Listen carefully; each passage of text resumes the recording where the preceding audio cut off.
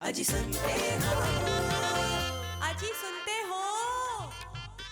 शर्मा जी, हमारी wedding anniversary आ रही है, तो क्या गिफ्ट दे रहे हैं आप मुझे इस साल? सरप्राइज। सरप्राइज? रियली? आप मुझे इस साल सरप्राइज दे रहे हैं? नहीं शर्माइन, आई एम सरप्राइज्ड कि इतनी जल्दी घूम के फिर से आ गई अपनी वेडिंग एनिवर्सरी। मेरी गलती है, ऐसे सवाल मैं आपसे क्यों पूछती हूँ ना, पूछना ही नहीं चाहिए। सेंस ऑफ ह्यूमर भी है कुछ हमारा। आपका? ओह वाओ, वेडिंग इनवाइट कितना खूबसूरत है। शर्मा जी, ये देखिए क्या लिखा है, दर्शनाभिलाषी। उसमें ज्यादातर बुजुर्गों के नाम होते हैं ना। यहाँ देखिए कौन से नाम है, पिंकी, गुड्डू, टिया, बंटी, निक्की और मैक्स। ऐसे लग रहा है ये शादी बुजुर्ग नहीं बच्चे करवा रहे हो। हाँ तो शर्माइन, बच्चे करवा रहे हैं तो उन्हीं के नाम होंगे ना भाई। ओह, इसका मतलब पुनर्विवाह। जी शर्मा जी, जिंदगी में मुश्किलें कितनी भी हो, लेकिन खुशियां कम नहीं होनी चाहिए। शर्माइन जी, हमारे मेहमान आ गए। ओह चलिए। और सुनो सुनो, हाँ। आज के जो हमारे मेहमान आ रहे हैं ना, उन्होंने भी पुनर्विवाह किया है। क्या बात कर रहे हैं? इसलिए तो मैंने आज उन्हें बुलाया है। अरे वाह। चल आज।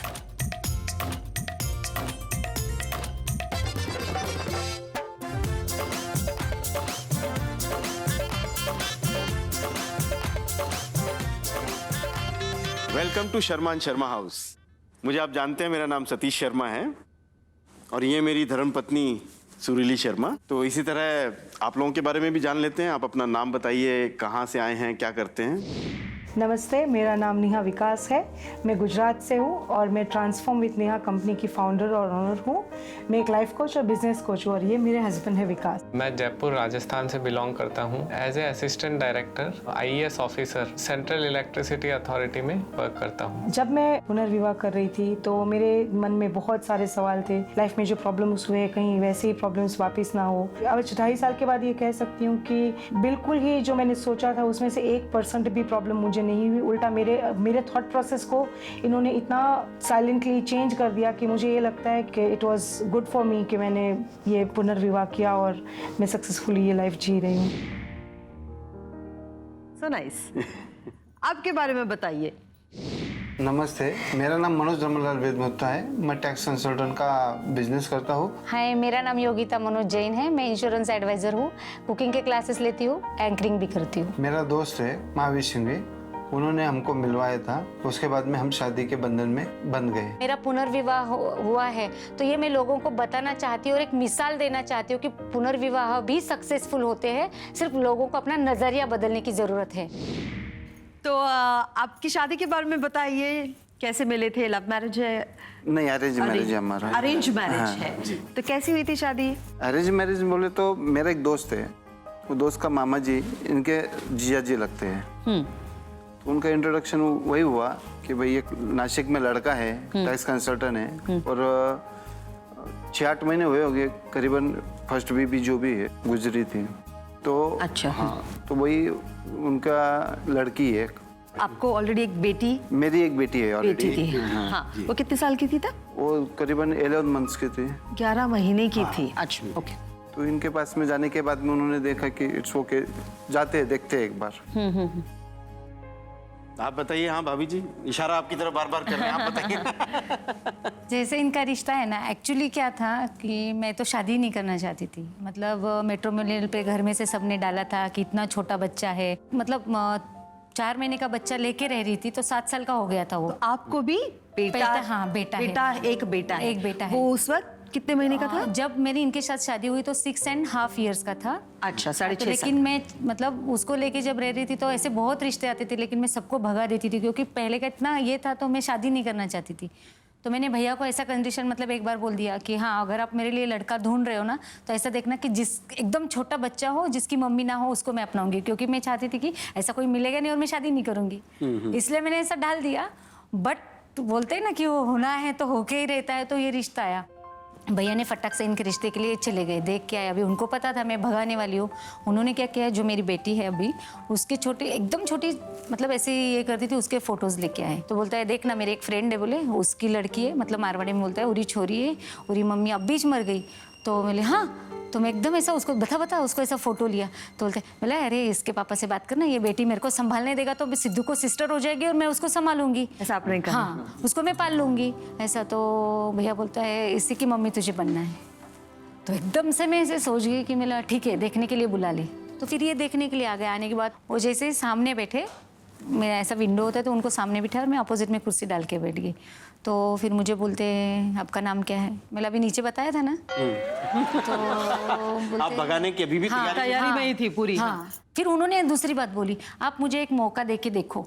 फिर बाद में मैंने क्या बोला कि ठीक है मैं शादी के लिए तैयार हूँ, लेकिन मेरी एक आपको कंडीशन है, अगर आप पूर्वा को शादी में लाओगे तो ही फेरे में बैठूंगी, तो ही माला डालूंगी, नहीं तो मैं शादी नहीं करूंगी। पूर्वा आपकी बेटी? हाँ, इनकी जी, बेटी। जी। उनको लाना है, वो जब तब 15-16 मंथ्स की हो चुकी थी। और एक्चुअली मैं आज भी उनको बहुत बार भी सुना है और आज भी बोलती है, मैंने इनको देख के कभी शादी नहीं की, मैंने बेटी को देख के शादी मैंने बेटी के लिए शादी की है कि उसको मैं पाना चाहती थी, इसके लिए इनका हाथ पकड़ा है। जी, आप लोग अपनी शादी के बारे में बताइए, कैसे हुई? बेसिकली हम पहली बार तो यहाँ पे मिले थे पूना के अंदर ही। जी। एक कोर्स के अंदर मैं ऑर्गेनाइज़र था और ये पार्टिसिपेंट थी। उसके बाद इन्होंने भी हमारा ऑर्गेनाइजिंग टीम ज्वाइन कर लिया था। हम एज ए गुड फ्रेंड रहे थे काफ़ी। पहले आपकी दोस्ती हुई? दोस्ती हुई जी, basically। जी।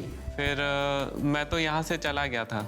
उसके बाद इनका डिवोर्स हुआ तो मुझे भी जानकारी मिली, तो मैंने उनसे पूछा कि आगे क्या प्लान है आपका। तब इनका डिवोर्स नहीं था जब ये आपसे मुलाकात हुई थी? नहीं, तब नहीं। तब शादीशुदा थी? तब शादी। जी। और आपकी शादी नहीं हुई? नहीं, मेरी कभी शादी नहीं हुई। अच्छा। इनकी कभी गर्लफ्रेंड भी नहीं थी। गर्लफ्रेंड भी गर्लफ्रेंड भी नहीं थी? अच्छा, शरीफ लगते भी हैं सीधे साधे से। जी, फिर आगे? आगे मैंने इनसे पूछा तो कि क्या प्लान है। फिर इन्होंने भी बताया कि आगे ज़िंदगी तो निकालनी है तो शादी तो करेंगे ही। तो हमारी फिर बातचीत भी बढ़ी। तो मैंने इनको जस्ट ऐसे ही पूछा कि आप मेरे बारे में क्या राय रखते हो। तो इन्होंने बताया कि मेरी कुछ शर्तें हैं। शर्तें मतलब बहुत सारी डिफरेंसेस थे एक्चुअली हमारे।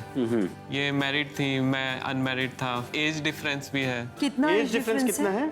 मैं इनसे 7 इयर्स 7 एल्डर हूँ। years। ओके। 7 साल से बड़ी हैं आप? ओके।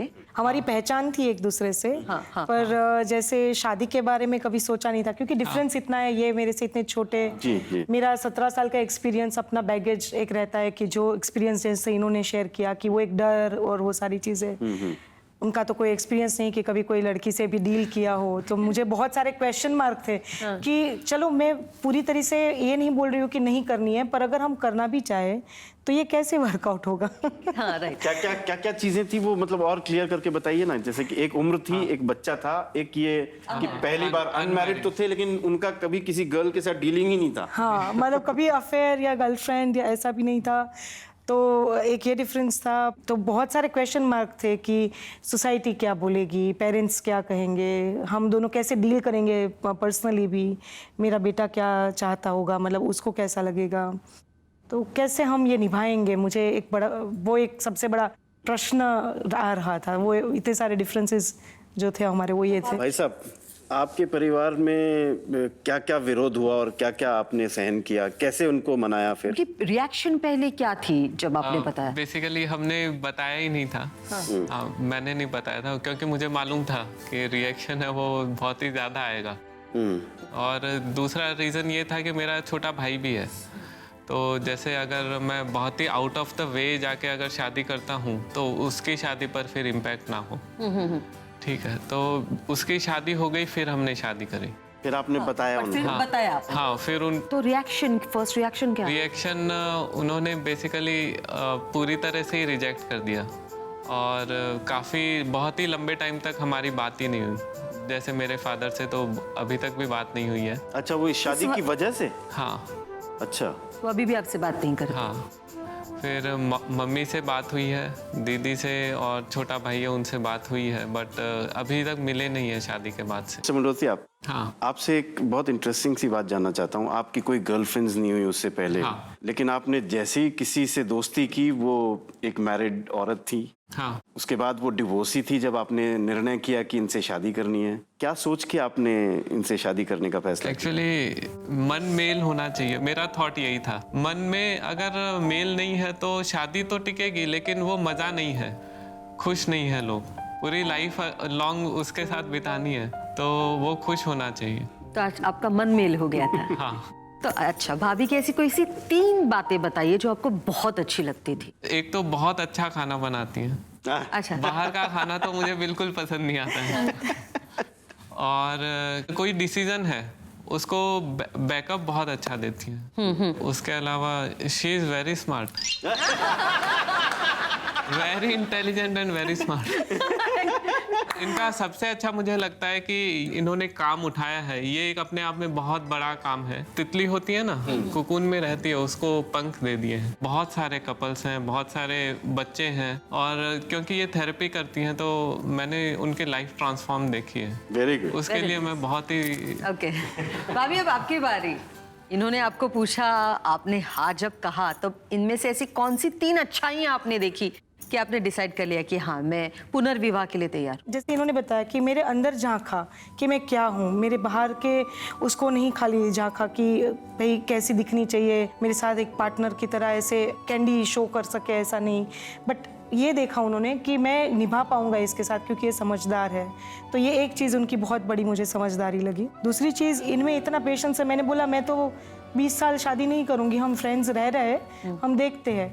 तो उन्होंने बोला तुम कभी भी मत करो, कोई बात नहीं, पर मुझे तुम मत ये बोलना किसी से शादी कर लेनी चाहिए, मैं तुम्हारी वेट करने के लिए लाइफ टाइम तैयार हूँ। उन्होंने ये कमिटमेंट ऐसे निभाया कि मैं थोड़ी हिल गई कि एक्चुअली मैं तो शायद कहीं जाके कुछ करूँगी शादी वादी किसी से, पर ये नहीं करेंगे। तो इन्होंने मजबूर किया मुझे। तो बहुत ज़्यादा ऐसे कि कमिटेड बहुत है, बहुत ज़्यादा कमिटेड है, अड़िग हैं, कमिटेड हैं। और थर्ड? और तीसरी चीज़ उनकी सबसे अच्छी ये है कि ये बहुत मतलब इनकी इतनी बड़ी पोस्ट है पर ये बहुत हम्बल है। बहुत ही, हिंदी वर्ड मुझे नहीं आ रहा है उसके लिए। बिल्कुल सही है, कोई पर वो बहुत हम्बल है, बिल्कुल ही एटीट्यूड नहीं करते घर में। और मेरी शादी हो चुकी थी पहले, तो मुझे इतने एक्सपीरियंस हुए हैं, तो मैं बोलूँगी कि ये करना चाहिए, नहीं करना चाहिए। तो उनको ये अभिमान नहीं है कि मेरी बीवी हो के तुम मुझे सलाह नहीं दे सकती। आपकी शादी को और कितने साल हुए हैं अभी? 2.5 साल हो गए। 2.5 साल हो गए। ओके। मतलब इन्होंने इतना कॉन्फिडेंस दिया मुझे अपने प्यार से और अपने वर्ताव से कि मेरे डिवोर्स के 4 महीने बाद मैंने हाँ बोल दिया शादी के लिए। भाभी जी, आप तो भाई साहब को भगाने के लिए तैयार थी, अब छोड़ने के लिए तैयार नहीं हो। तो ऐसे कौन सी 3 अच्छाइयाँ आपने देख ली कि आप अभी छोड़ने को तैयार नहीं है? ये बहुत शांत है, मतलब बिल्कुल मैं उनके ऑपोजिट में एकदम हाई टेंशन में, मतलब सहजता से रहो, आराम से रहो, ये इनका एक है। दूसरी बात उन्होंने जैसे बताया कि कुछ भी डिसीजन जो लेना है, मैं अगर खुद भी कर लूँ तो कभी टोकेंगे नहीं, और अगर उनको मैं सजेशन दूँ तो उनको ज़रूर फॉलो करते हैं। और ये मेरे मम्मी भैया सब लोगों की बहुत इज्जत करते हैं, मतलब इतने छोटी बातें बताते जाऊंगी कि ये बहुत प्यार करते हैं मुझसे, लेकिन कभी बोलते नहीं। आई लव यू क्यों नहीं बोलते भाई साहब फिर? नहीं, आज बोल तक दूंगा नहीं तो बोल दो फिर। बोल दूंगा तो उनका डिमांड कम हो जाएगा ना। अरे यार बोल दो। चांद से प्यारी चांदनी, चांदनी से प्यारी रात, रात से प्यारी जिंदगी, जिंदगी से प्यारे तुम। Thank you. भाई साहब आप बताइए कि इनमें ऐसी शादी करने के बाद इन कौन सी 3 खूबियां आपने देखी कि आपको लगा कि मेरा डिसीजन सही था? एक तो उनको खाना बनाना अच्छा लगता है, मैंने बोला कि चलो होटल का खर्चा बच जाएगा। दूसरा देखा कि वेल एजुकेटेड है, और तीसरा कि घूमना फिरना पसंद है। जी आप लोग बताइए, आप लोगों में से आई लव यू किसने बोला था पहली बार? जितनी बार वो सांस लेते हैं उतनी बार आई लव यू बोलते हैं। तो मुझे 7वें आसमान पे रखते हैं हमेशा। ऐसे कोई चीज बताइए कि एक रोमांटिक चीज जो इन्होंने की हो। मेरा बर्थडे था हमारी शादी के बाद, फर्स्ट बर्थडे जो था, तो इन्होंने मेरे कुछ फ्रेंड्स के साथ मिलके मुझे कहीं ले गए, फ्रेंड्स को घर की चाबी दे दी और बहुत सुंदर डेकोरेशन वगैरह किया था, और खुद से अपने हाथों से गिफ्ट्स बनाए थे, शायरियाँ लिखी थी, बहुत सारी चीज़ें ऐसे करी थी। शायरियाँ लिखते हैं आप? शायरियाँ कॉपी पेस्ट कोई तो याद होगा। शायरियाँ मैं लिखता तो नहीं हूँ, गाना कोई गुनगुनाया है कभी आपके लिए? हाँ, बहुत गाना गाते कौन से? आप- रोज गाते हैं, हर काम हर बात पे गाते हैं। कौन से गाने? बहुत हाँ, इनको देखकर आपको ऐसा याद आता मूड है पे डिपेंड करता है। नहीं बट इनको देखकर जैसे आपको अगर एक जो इनको- ऐसा रोमांटिक गाना याद आता है वो कौन सा है? तेरी आंखों में बसा है मेरा ही एक नाम, तेरी याद हम सफर सुबह शाम। तो हम भी देखते हैं कि आप दोनों में कितना तालमेल है, रोल में कंपैटिबिलिटी है, अंडरस्टैंडिंग है। वो चलो ना एक एक्टिविटी कर हाँ, लेते हैं। हाँ। तो हम आपसे कुछ सवाल पूछेंगे, आपकी दोनों के हाथ में ये प्लकार्ड्स देंगे। एक में लिखा है पति, एक में लिखा है पत्नी। जो भी जवाब होगा वो आपको अच्छा, लाइक दिस शो करना है। शो है, करने तो हैं। पत्नी Yes. का जवाब ये लीजिए। Thank you.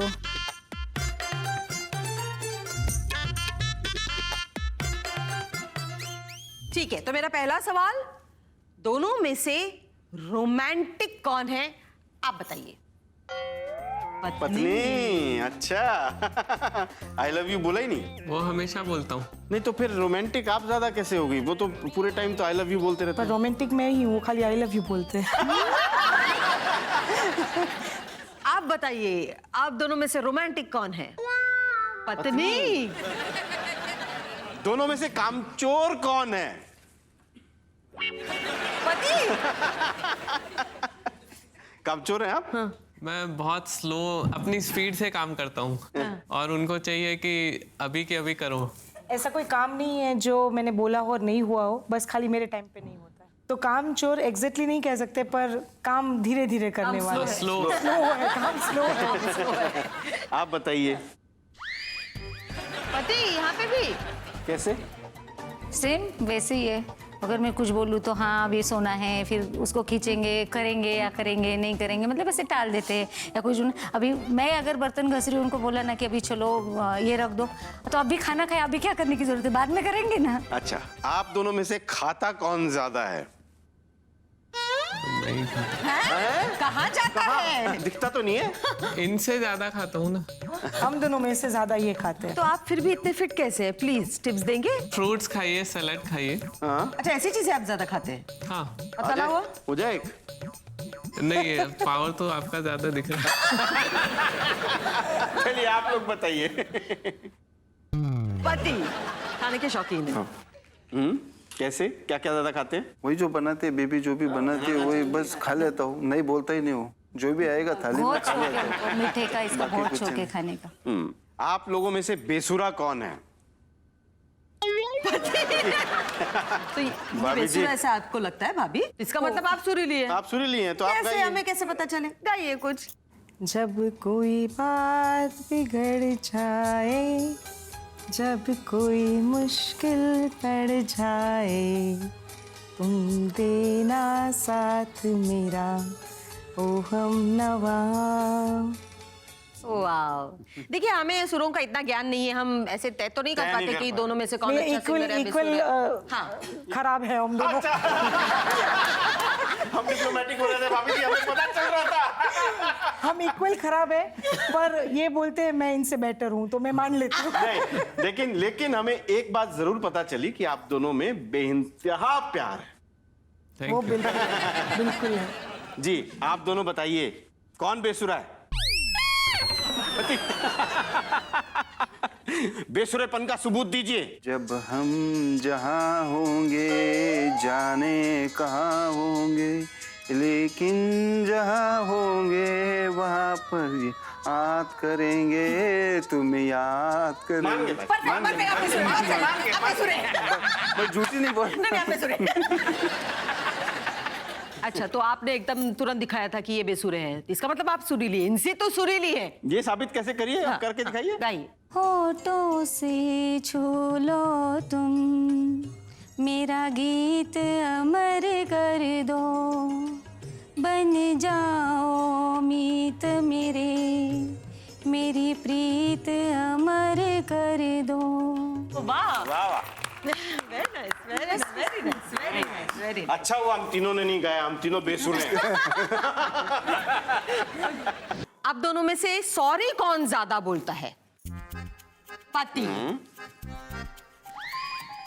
ये कह रहे पति, आप कह रहे पत्नी। अच्छा, दोनों एक दूसरे को सॉरी बोल देते हैं। अच्छा, तारीफ कौन ज्यादा करता है? दोनों दोनों। दोनों करते हैं। दोनों ही करते हैं। मैंने सोच के लिया। आप ये बताइए। ज्यादा करते हैं। तारीफ पति ज्यादा करते हैं। अच्छा, आप दोनों में सबसे ज्यादा सरप्राइजेस कौन देता है? पत्नी सरप्राइजेस देती है। किस तरह के सरप्राइजेस? पूरे फैमिली को देती हूँ, ऐसे नहीं कि इनको, जैसे अभी बाबूजी का उनको सुनाई कम देता है तो उनको लिए कान का मशीन लेकर आई। इनके भाई ने लड़की को भगा के लाया, उसका शादी करा दिया। वो भी बड़ा सरप्राइज है मुझे। इनके मुझे मतलब मालूम नहीं उनको था। पता नहीं था, 1 महीना लड़की घर में घर थी। में थी, मेरे घर में थी, मुझे मालूम नहीं था। आप कौन से घर में जाते थे? मेरे अपने ही गए थे, बाजू में नहीं गए। लेकिन मैंने इतना प्लान कहाँ किया, छुपा के रखा था भाभी जी? मतलब जब ये काम से आते थे ना खाना खाने के लिए दोपहर में, तो उसको मैं टेरेस पे भगा देती थी। जब ये चले जाते थे शाम तक घर पे रहती थी। फिर देवर जी जो है ना उसको अपने घर पे, मतलब बहन के घर छोड़ के आते थे। सवेरे फिर ये वापस ऑफिस चले जाएंगे, वो वापस अंदर एंटर हो जाती थी। तो उसको पूरे तौर तरीके सिखाए, सब कुछ हो गया। जब वो पूरा रेडी हो गई तो फिर मैंने बॉम्ब ब्लास्ट किया कि ये शादी होनी है। तो मैंने पूरे देवर जी का साथ दिया। मतलब ऐसे सरप्राइजेस देते रहती हूँ। आपने इन्हीं का नहीं, इनके पूरे परिवार का दिल जीता लगता है ना? आप में से सरप्राइजेस ज्यादा कौन देता है? मैं भी सीख गया हूँ अब। कैसे सरप्राइज पर देते हैं? जैसे मैंने बताया कि कभी मेरे लिए कुछ अचानक से ही लेकर आएंगे तो मैं अलग से ही खुश हो जाऊंगी। या जैसे मेरे बर्थडे पे तो मुझे पता है कुछ तो खिचड़ी पक रही है, चल रहा है, तो ऐसे सरप्राइजेस देते रहते हैं। और मैं भी इक्वली उनको सरप्राइज करती हूँ। कभी उनकी फेवरेट डिश बना दी, उनको पता नहीं है कि आज थाई करी मिलने वाली है, तो मैं सबसे ज़्यादा उनका खाने का ध्यान रखती हूँ, ऐसे सरप्राइज करती हूँ उनको। Very good.